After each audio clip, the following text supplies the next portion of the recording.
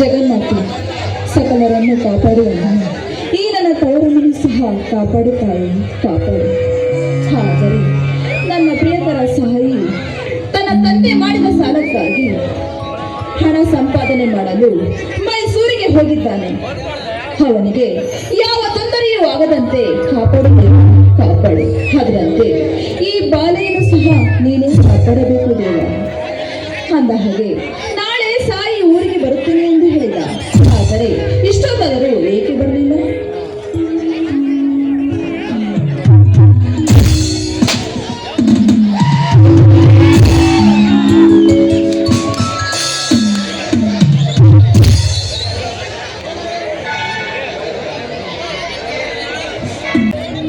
ಕವಿತಾ, ಆ ದೇವರಲ್ಲಿ ಏನೆಂದು ಬೇಡಿಕೊಂಡೆ?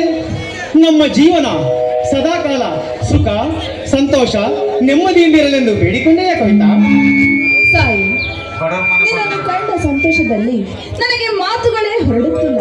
ಅಂದ ಹಾಗೆ ಊರಿನಲ್ಲಿ ನಿನ್ನ ಸ್ನೇಹಿತರು ಚೆನ್ನಾಗೇ ನೋಡಿಕೊಂಡ್ರ? ಹೌದು ಕವಿತಾ, 20 ವರ್ಷಗಳ ಹಿಂದೆ ನಮ್ಮ ಊರಿನ ನಮ್ಮ ತಂದೆಯ ಸ್ನೇಹಿತರಾಗಿದ್ದ ಪಾಲಜ್ಜ ಎನ್ನುವ ಹಿರಿಯ ನಾಗರಿಕರ ಮಗ ಆ ರಘುಪ್ರಸಾದ್, ಅವನು ನನ್ನ ಬಾಲ್ಯ ಸ್ನೇಹಿತನಾಗಿದ್ದ. ಅವನು ನನ್ನ ಜೊತೆಯಲ್ಲೇ ಇದ್ದಾನೆ. ಅವನ ಸಹಾಯದಿಂದ ನಾನು ಕೆಲಸ ಮಾಡುತ್ತಿದ್ದೆ. ಸ್ವಲ್ಪ ದಿನದ ನಂತರ ಅವನು ನಮ್ಮ ಜೊತೆಯಲ್ಲೇ ಬರುತ್ತಾನೆಂದು ಹೇಳಿದ್ದಾನೆ ಕವಿತಾ. ಕವಿತಾ, ಅವನಿಗೆ ತಂದೆ ತಾಯಿ ಯಾರೂ ಇಲ್ಲ. ಅವನನ್ನು ನಮ್ಮ ಒಡ ಹುಟ್ಟಿದ ತಮ್ಮನಾಗಿ ನೋಡಿಕೊಳ್ಳಬೇಕು ಕವಿತಾ. ಅಂದಾಗೆ ಆ ಹಣವನ್ನು ಒಳಗಿಟ್ಟು ಹೋಗು ಕವಿತಾ. ಸಾಯಿ, ನಂಬಿದವರನ್ನು ಎಂದಿಗೂ ಕೈ ಬಿಡುವುದಿಲ್ಲ ದೇವರು. ಅಂದ ಹಾಗೆ ನಾವು ಎಂದಿಗೂ ಸಂತೋಷ ನೆಮ್ಮದಿಯಿಂದ ಜೀವನ ಸಾಗಿಸೋಣ. ಕವಿತಾ, ನಿನ್ನ ಪ್ರೀತಿಯ ಮೋಹಕ ನನ್ನ ನರನಾಡಿಯಲ್ಲಿ ತುಂಬಿ ಹರಿಯುತ್ತಿದ್ದ ಕಣೆ. ಹೂವಂತೆ ಕವಿ ಕಲ್ಪನೆಗೆ ಗರಿಯಾಗಿ ಪಕ್ಷಿಯಾಗಿ ಕೈ ಬೀಸಿ ಕರೆಯುತ್ತಿದೆ ಈ ನಿನ್ನ ಚೆಲುವು.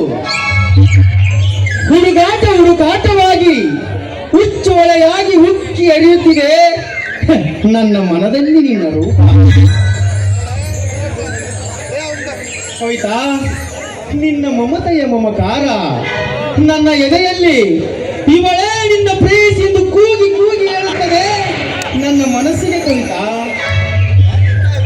ಇದೇನು ಸಾಯಿ, ಕವಿಗಳಂತೆ ಮಾತನಾಡ್ತಾ ಇದ್ದೀರಾ? ಅದೆಲ್ಲ ಬಿಟ್ಟು ಬನ್ನಿ ಮೊದಲು ಊಟ ಮಾಡೋಣ. ಕವಿತಾ, ತನ್ನ ತಾಯಿಗೆ ಮಗುವಿನ ಕಣ್ಣೋಟ ಚಂದ, ಈ ಭೂಮಿ ತಾಯಿಗೆ ಹಚ್ಚ ಹಸಿರಾದ ಕಾನನ ಚಂದ, ನಮ್ಮ ಭಾರತ ಮಾತೆಗೆ ದೇಶಕ್ಕಾಗಿ ಹೋರಾಡುವ ಯೋಧರು ಚಂದ.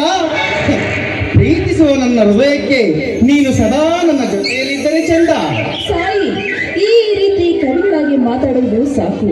ಈಗ ತನ್ನ ಹಣದಿಂದ ತಂದೆ ಮಾಡಿರುವ ಸಾಲವನ್ನು ತೀರಿಸಿದರೆ ಮುಂದೆ ನೀವು ಏನು ಮಾಡಿದ್ರು ಸರಿನೇ. ಕವಿತಾ, ಅದರ ಚಿಂತೆ ನಿನಗೇಕೆ? ಶ್ರೀಮಂತರ ಗುಮಸ್ತ ಆಲಪ್ಪ ಬಂದಾಗ ಹಣವನ್ನು ಕೊಡುತ್ತೇನೆ, ಅಲ್ಲಿಗೆ ಮುಗಿಯಿತು. ಆ ವಿಷಯವನ್ನು ನಾನು ನೋಡಿಕೊಳ್ಳುತ್ತೇನೆ. 10 ವರ್ಷಗಳ ನಂತರ ನಿನ್ನ ಪ್ರಿಯಕರ ನಾನು ಇಲ್ಲಿಗೆ ಬಂದಿದ್ದೇನೆ. ನಿನ್ನ ನೋಡಿದ ಸಂತೋಷದಲ್ಲಿ ಎಲ್ಲವನ್ನು ಮರೆತು ಬಿಟ್ಟಿದ್ದೇನೆ. ಬಾ ನನ್ನ ಪ್ರೀತಿಯ ಪ್ರಿಯಕರೇ, ನನ್ನ ಕೆನ್ನೆಗೊಂದು ಮುತ್ತು ಕೊಡು. ತಾಯಿ,